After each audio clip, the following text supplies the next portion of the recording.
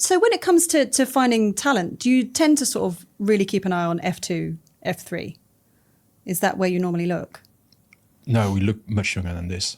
Ah. So basically the age at which the program starts is when drivers are legally allowed to drive Formula cars, which is 15 years old for Formula 4s.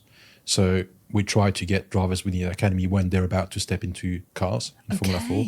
So probably 13 years old is when we start to look at. That's very young. Yes, but it's like any other academy, like be football or others, because scouting talent is very, very important. Then you get younger and younger because anybody who's doing well in Formula 3 and Formula 2 is being watched by the world. So everybody knows who's good, and therefore they're being signed up by Formula 1 teams or others. So you need to try to get closer to the source almost. And where we are at the moment is roughly that age of 13 years old, yeah.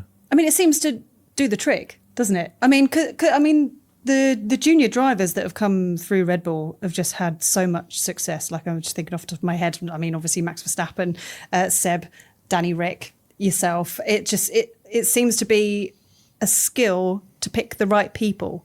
But is it picking the right people or just giving them the right training? Or both? It's a bit of both. It's been mostly picking the right people, for which, Helmut Marko needs to take all the credit for. I've only been part of the program for the last 2 years, and really my remit is very much to make the most of the talent that we've been provided with. So it's all the education process. It's like the second part of the session, the question you were talking about. Yeah. But really identifying talent is where the skill is. Yeah. And then making the most of it is where I come in, making sure they don't fall off. So how would it work then? Would it be, there'd be a karting race or something like that, and someone will go, actually, I've just heard that this kid's pretty good.